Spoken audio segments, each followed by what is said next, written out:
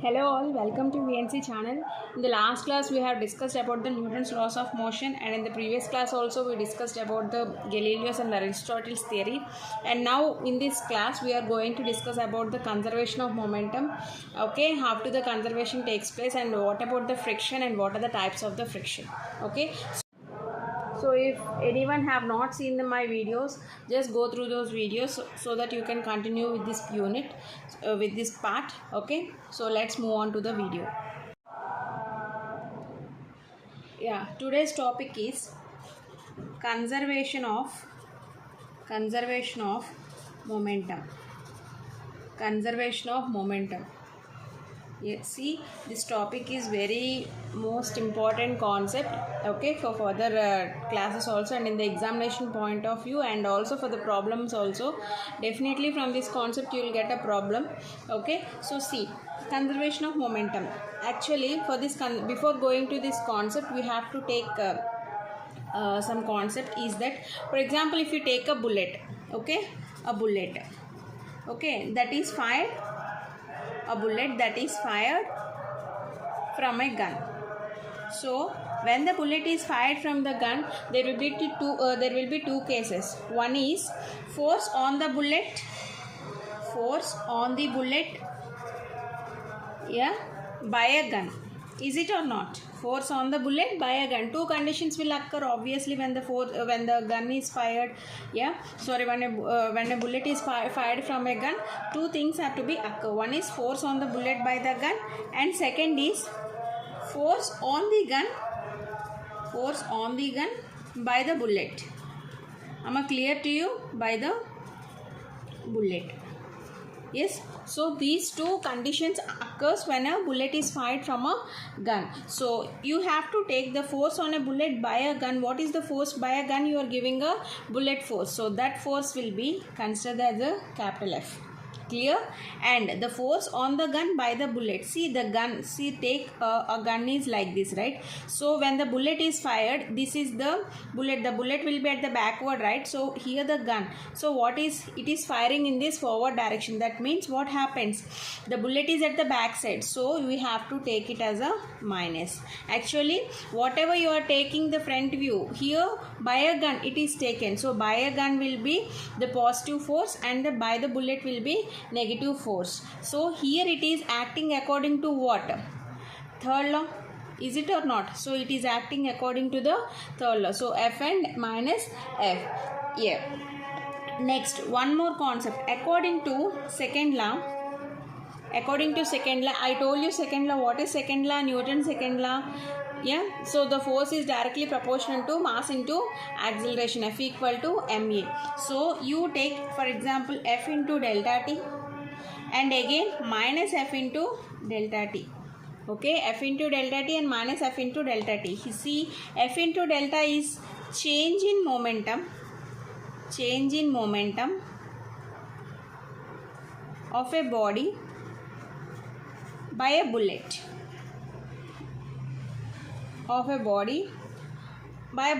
Okay, here it is a change in momentum.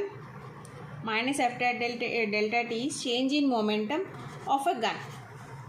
Okay, you can take of a gun or of a bullet. Okay, of a gun here. So it is here bullet and here it is gun. Okay, so F delta t and minus F delta t. So basically both are at rest position. Here we are taking the body which is at rest only. You are taking some kind of force. You are giving a force to a piston or a bullet. Okay, so by the gun it is taken as a F and by the bullet it is taken as a minus. Okay, and according to second law, force into delta t, I told you it is impulse, right? So force into time is called impulse. So that's why I have told you the concept in the previous videos. Okay, so F into delta t is, it is nothing but what? Impulse. How large amount of force is given in a short span of short interval of time is called the impulse, and it is formulated like this, F into delta t. So here see, F into delta t and minus F into delta t is, it is the change in momentum of water which is given by a bullet and other is by the gun. Okay, so if it is according to, it is both are rest, actually both are at rest position. When they are at rest, what happens? That means what? Initial momentum equal to initial momentum equal to final momentum. Am I clear? Why? Because both are initially at rest. So that means what does it mean? Initial momentum will be equal to the final momentum. Okay. So in the initial equal to final, this condition will occur. Okay. After the initial momentum and final momentum, when the bodies are starting to work, what happens? Momentum of the bullet, momentum of the bullet after firing. So I told you earlier, it is before the initial thing. Okay, so it is now after firing. What happens? Momentum of the bullet after firing, and again recoil of the bullet after firing. Okay, so recoil of the bullet after firing and momentum of the bullet after firing. Momentum of the bullet after firing will be PB. Why? Because P is a momentum and B is the bullet. Momentum of the bullet after firing is minus, and recoiling means it is PG. Here you are taking the gun. Okay, so here the recoil of the gun after firing means here PG. That means what happens if you equal PG equal to minus PB. Why? Because if you take the previous concept, initial equal to momentum, after firing what happens? Final momentum will be equal, right? So final momentum means PG equal to minus PB. That is what happens? PG plus PB equal to 0. That means here the system is conserved. By this we can say that system is conserved. Okay, so what is called momentum? Actually, conservation of momentum, it is called what? It represents what? Total momentum of the system. Total momentum of the system. Am I clear to you what I am teaching you? So total momentum of the system is what? Conserved. Conserved means if you are taking the initial and final momentum, so both must be equal. So when they are equal, so the system is said to be conserved. Okay na? So this is what about conservation of momentum. For example, if you take an isolated system. What is an isolated system? If you take an isolated system, what is an isolated system? That means this isolated system is nothing but the system which does not have any external force. Okay, when the external force is not there. Okay, when the external force is not there, that means it is an isolated system. So in that case, what happens? Whatever may be the mutual forces that you are taking are equal and opposite. Yeah, so when there is no external force, the mutual forces that you take in isolated system, one is a positive one and second is a negative. So what happens? They are equal and opposite. Okay, and the momentum will, what happens? So equal and opposite means they cancel out each other. Clear? So they cancel each other and the total momentum remains unchanged. Okay, why? Because they cancels plus and minus, right? So they cancels each other, so that means the total momentum will remains unchanged there. So in the condition of isolated system, when the external force is not there, okay, external force is not happening, the system is not having the external force, then what happens? The whatever may be the pace you are taking, the forces that you are taking, okay, one is a positive and one is a second negative, so they cancel out each other and the momentum, what happens? They cancels each other. Okay, and whenever they cancel, the total momentum will remains unchanged. That means what happens? The total momentum of an isolated system of an interacting particles is also conserved. Clear? So what we can conclude from an isolated system? Total momentum from an isolated system, whenever they cancel each other, the total momentum of an isolated system of the particles, of the what kind of particles? Interacting particles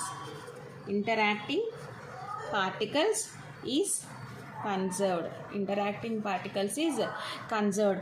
In condition of an isolated system, we can say in this way: the total moment of an isolated system of interacting particles is conserved. Why? Because they cancel out in the pace. Okay, when their external force is not there, they cancel out in each pair. So that means it is also conserved. Okay, so I shall tell you I shall tell you this example. Okay. See, we shall see an example now on basis of the what we call in isolated system. Okay, consider two bodies. Okay, consider two bodies that are A and B.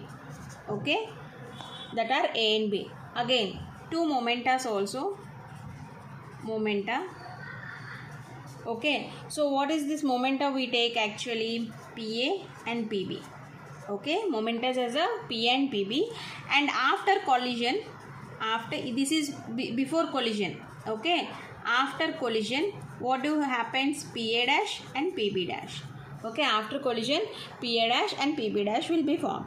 Okay, so by the second law, I told you earlier, by the second law we are taking an impulse definition, so which is given by F into delta T. So here I am taking A and B, right? So I am taking A and B. Okay, so AB, FAB into delta T is equal to, I am taking the momentas, PA momenta one side and PB momenta one side. Okay, so FAB into delta T from A to B it is taking, so that's why I am taking PA dash minus PB dash. Okay, final momenta minus PA dash minus PA. Okay, so I am taking A momenta. Okay, so A bodies here. First A body I am taking, and I will take another momentum of a B body. Okay, so FAB into delta T equal to PA dash minus PA, and again FBA into delta T is equal to, what is that? PB dash minus PB. PB dash minus PB. So from both these equations we can take what? FAB is equal to minus FBA. Why? Because here I told you, so what do you take actually? Initial equal to final, right? So initial equal to final. The forces are equal and opposite, I told you. Okay, the forces are equal and opposite, so that's why one is positive and one is other is negative. Okay, so FAB, what is the FAB value? PA dash minus PA. Am I clear to you? Yeah, minus, what is FBA value here? PB dash minus PB. Okay, what do you get then? PA dash plus PB dash. I am taking the final momenta values to one side and initial momenta values to other side. Okay, so PA plus PB. So from this, can we conclude what? Total final, this is the final momentum, right? So the total final momentum is equal to total what? Initial momentum. So this means we can conclude that the system is what? Conserved. System is conserved. Clear? So you can take many examples. So you have to take what is that? Two systems that are to be equal and opposite in the pace. Okay, so then they cancel out each other and finally the system will be conserved. So this is what all about the conservation of momentum. That means the total initial momentum is equal to the total final momentum, so that we can say that the system is conserved. This is called a conservation of momentum. Clear? Simple concept. Initial momentum is equal to final momentum. When do they equal? When they cancel out each other and the system should be conserved. This is called principle of conservation of momentum. Clear? So another concept we shall see now, that is concept is the equilibrium. Equilibrium of a particle. Equilibrium of a particle. Okay, so what is this equilibrium of a particle? So equilibrium means here we have to take what the components that are we taking will be should be equal. Okay, so we shall see firstly, according to first law, as we know that a particle is either rest or in a state of uniform motion. First law denotes what? First law denotes either rest or uniform motion. Uniform motion. Okay, either in a rest condition or the uniform motion represents the first law. Okay, if for example if you take two forces F1 and F2, F1 and F2 that acts on a particle, Okay, so then what happens? F1 equal to F2, which is the Newton's, according to the Newton's laws, F1 equal to minus F2. That means if you for this you can take F1 is equal to what? For every action there is an equal and opposite reaction. F1 equal to minus F2. Okay, so F1 equal to minus F2 according to the Newton's third law. What about when you are given three forces F1, F2 and F3 when it is given 3 forces. Okay, so whenever the 3 concurrent F1, F2 and F3 3 forces are given, the vector sum of the 3 forces is what? 0. Okay, the vector sum, whatever you take the forces, the vector sum of forces is 0. Okay, so that means what? F1 plus F2 plus F3 is equal to 0. This is called equilibrium of a particle. See, if I shall explain you through an example. Consider this as a F1, F2, F3. Okay, here the equilibrium is carry. Okay, na? So here see, F1 plus F2 plus F3. So all the 3 forces must be equal to the 0. Okay, all the 3 forces, the vector sum of the 3 forces are 0. So in the component form, if you take them in the component form, for see, F1x plus F2x, in the x component form I am taking F3x is equal to 0. Similarly, F1y plus F2y plus F3y is equal to 0 along the y-axis component. Similarly, see, F1z, F2z and F3z is equal to 0. So here you can notice that F1x, F1y and F1z, here these are the components of what? X, Y and Z directions. These are the components of what? X, Y and Z directions. Okay, so this is the equilibrium of a particle. So for a particle that is in equilibrium, you can notice that the vector sum of all the forces should be equal to 0. So this is called a equilibrium of a particle. Okay. See, next concept is very important concept, that is friction. Okay, I think you are familiar with this concept from our earlier classes, like 8th standard onwards. You will be having the friction.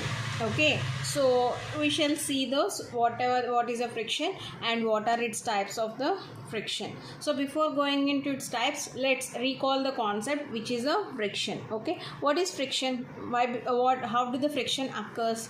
Okay, what is a friction actually? What is that? It opposes the relative motion. It opposes the relative motion. Okay, see, for example, I am taking this book. This is this book is just lying on the bench. Okay, it is all because of friction.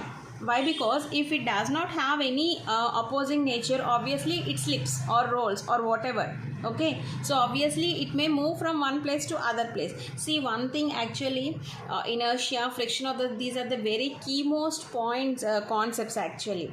They differ by a small difference. I told you about the inertia concept also in the previous videos. Okay, so here we are getting the concept called friction. So if the friction is holding only the body is at a static, the body is at a equilibrium position. Okay, here because of the friction only this body is in the rest position. Okay, if it is not there, obviously what happens? It will definitely move. So what is it? It opposes the relative motion between the two bodies. If you take two bodies, any two bodies, so what happens is here it opposes the motion. So here it is a, see, if I take this pen and what is called book over. Okay, so the pen is at a rest position. What is this friction doing? It opposing between, these are the two bodies, right? So what is it is doing here? It is opposing the relative motion between the two bodies. If it is not opposing, what happens? Obviously it will move in this way. That means in order to body to be in a particular state of motion, the friction is to be needed.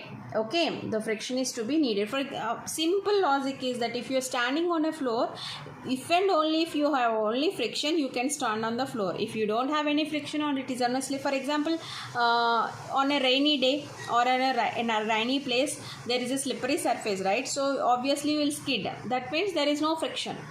if you are standing on the floor means there exists the friction. Okay, that means the friction on which place the friction is taking between you and the ground, you and the earth. Okay, your leg and the ground, the friction is taking place. In the same way here in this what we call in this book, on this book and on this pen, there exists some kind of friction. So that's why the body is remained wherever the place I am keeping, the body is remained. Okay, so this is called the friction. So the opposes the relative motion. Friction is that it is opposing the relative motion, or it is a tendency of the motion between two surfaces that are in the contact. So the body should be definitely in the contact. You should not keep them in the air. Okay, so if I am taking a my hand like this and I am taking the pen like this, so see here there exists some kind of friction between these two bodies. Unless or until there is no friction, obviously it will move. See, it is just jumping from here to here. That means there is no friction. If there is a friction that is laid here, only it can be in the same place where I kept. Okay, so this is called a friction. So for a friction to be happen, definitely the body should be in what? Contact to each other. Okay, so this is called a friction. What about its types? Basically we'll be having three types. One is static, second is kinetic, and third is rolling friction. Okay, so in this chapter we are going to discuss these three concepts. Okay, now so we shall see what is a first one is a static friction. See, this is a very basic concept, but still these are only the main key points of a particular concept. Okay, so we shall see what is a static friction. Here static friction means in order to move an object, whatever may be the force that is giving. Okay, when an external field is given, external force is given on a particular object, the body we are tending to move a body. We are trying forcibly to move a body is called a static friction. Okay, the force that opposes, I am writing the definition so that you will get to understand. Okay, force that opposes an object from starting to move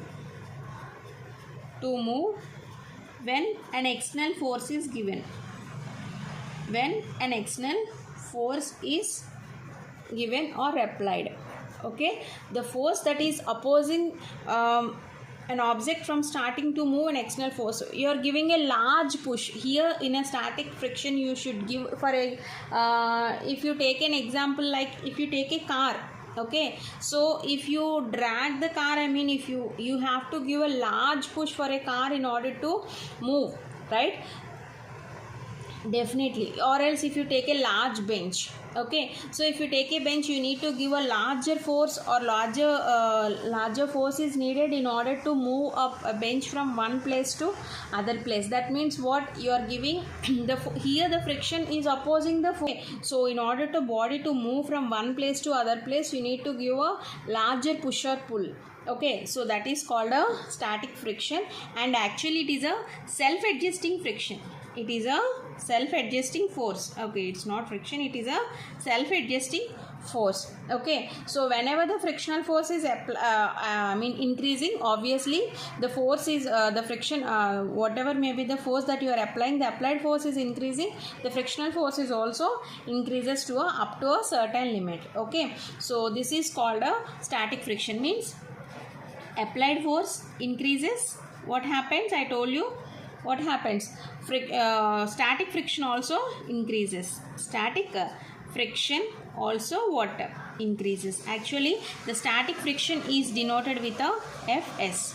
In many textbooks there will be given capital F also. No problem. Only the thing is that you can take Fs. Okay, so Fs is the static friction. Okay, so when the applied force increases, obviously what applied force is represented by capital F, you can take.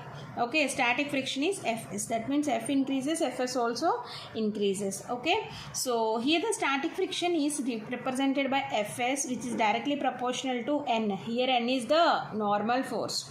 Okay, here N is the normal force. What is actually normal force? Normal force or normal reaction, whatever.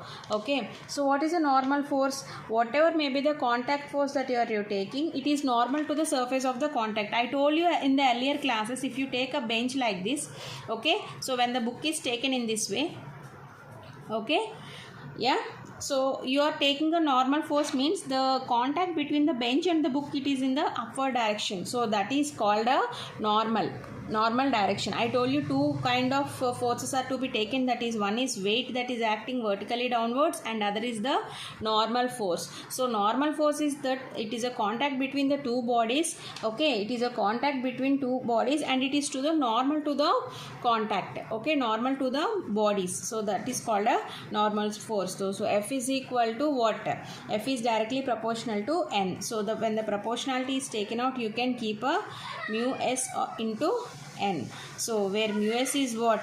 Constant of proportionality. Okay, mu S is a constant of proportionality.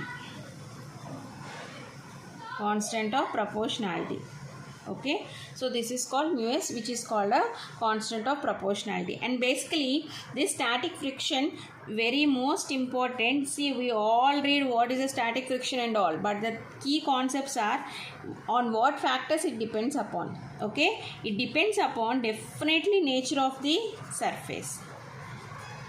Nature of the surface. The static friction depends upon the nature of the surface and independent of area of contact.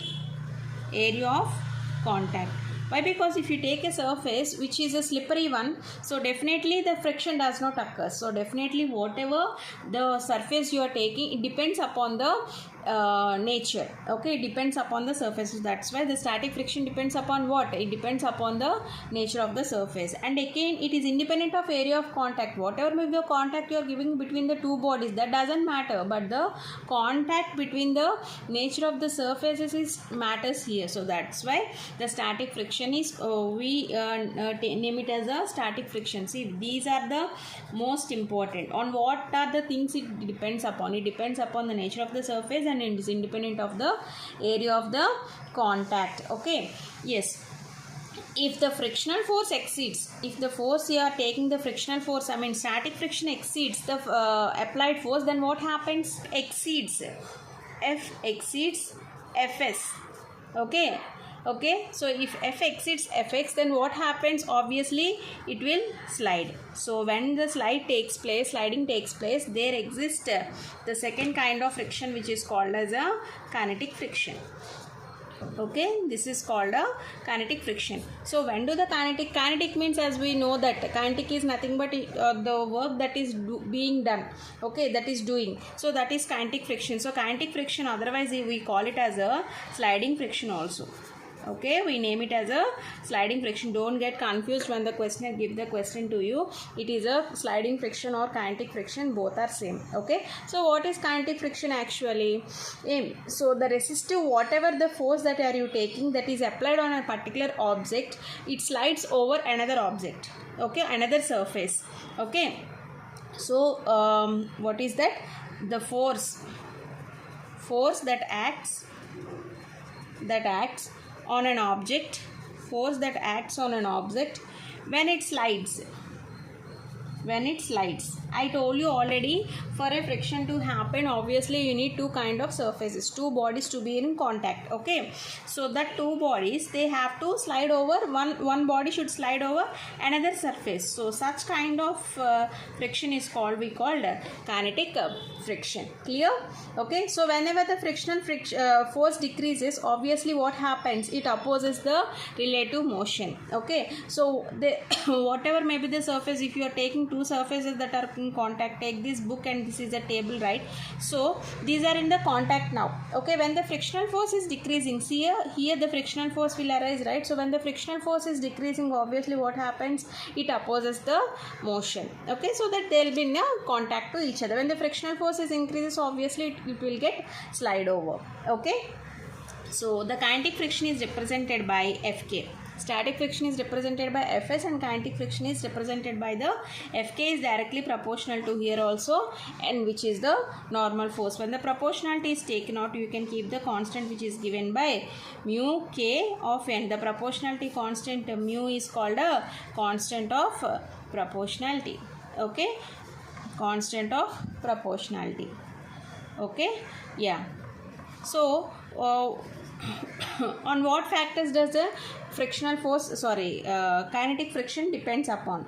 Okay, it depends on Fg depends on, this is the very most important, it depends upon the surface of contact. Okay, it depends upon the surface of the contact and is independent of, very most important, and is independent of area of contact. Area of contact.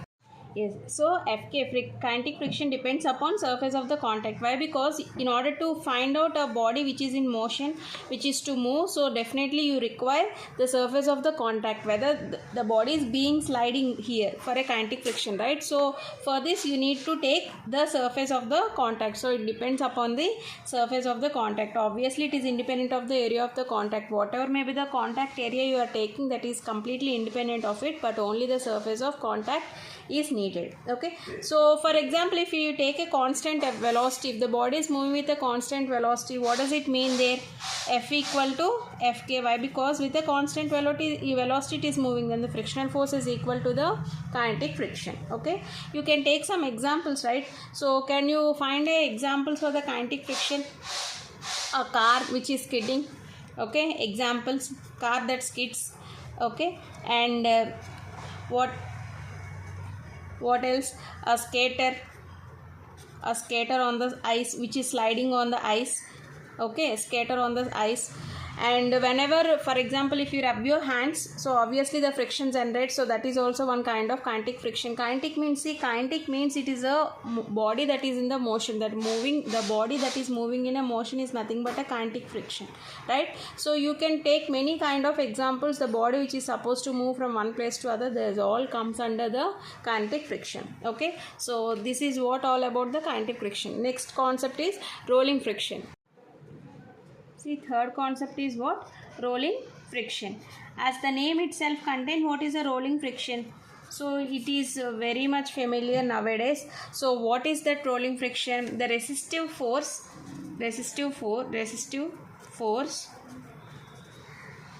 of a rolling body. Resistive force of a rolling body on the surface. Okay, is known as what? Rolling friction. Why? Because, so if you take a ball that is rolling, okay, if you take a ball that is rolling, that is also rolling friction, or else the wheel that is grounded. Okay, so next, if you take a car, it has wheels, right? So that is also rolling. And next, whatever may be the vehicle, or whichever you take, that it should be a circular motion. So those all comes under the rolling friction. Okay, the body you take, or the body or the object you take, they should be rolled over our surface. So those all comes under the rolling friction. So these are all the examples of the rolling friction. Yeah, tell me now, when do the static friction become zero? So when do the static friction become zero? When there is no relative motion. Okay, when there is no relative motion, obviously what happens? There will be no static friction, and as well kinetic friction also. Clear? So when there is no relative motion, there do not exist what? Static friction Fs and kinetic friction Fk. So they both will become zero. That means obviously the body will definitely continue to stop with a constant velocity. Okay, so for this we have to take one note down point. See this: rolling friction is greater than kinetic friction. Why? Because the friction is very much less for the rolling friction in comparative to the kinetic friction, and the kinetic friction is very much greater than the static friction. So this line is very important for multiple choice question or 1 mark question. Okay, so rolling friction takes a great place here. So rolling friction is greater than the kinetic, and kinetic friction is greater than the static friction. Very most important one. Okay, so this is what rolling friction, static and kinetic friction. Clear? So let's see uses. You know what? You use lubricants. Lubricants, for what the lubricants are used? For reducing what? Kinetic friction. Okay, lubricants are used for reducing kinetic friction, right? Yeah. So you can take ball bearings also. Ball bearings. So you can find ball bearings will be in this way. So see, when you take a truck, sorry, not a truck, for if you take a train, you'll be having a rolling, right? So in order to reduce the friction, so that's why they'll be on a platform, they'll be in this way, they'll move in a certain configured way, right? So for the ball bearings also. Next, what about the rolling friction between the ball bearings, and the contact will be very small.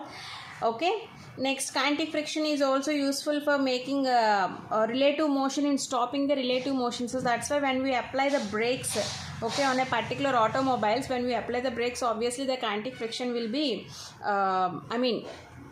will be labelized, means it will be minimized.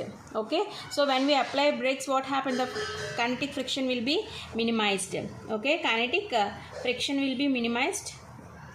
Friction will be minimized. Okay, yeah. Static friction is also useful for example, if you take a slippery road, whenever you take a slippery road, obviously you will get skid. When the static friction is hold on, you may not find this problem. Okay, the friction between the tires and the road will provide a certain external force in order to accelerate the car. Clear? So the kinetic friction, the ball bearings these all comes under the rolling friction. These examples comes under the rolling friction. Coming to the, I told you kinetic friction will be minimized under what? On what condition? For applying the brakes. If you are using a vehicle, obviously if any object comes near to you, you will suddenly apply the brakes. So for that you need a kinetic friction. There the kinetic friction is applied. And even for a static friction, in order to move an object, what is that? If you walk on a plain road, you will not find any kind of problem. But if you travel on a slippery road, obviously the static friction should arise. So these are all the important uses for the friction. Okay, so this is all the concept of the friction. Friction is very most important unit actually. Okay, it is coming from our previous units also. So please concentrate on the friction. Okay, thank you.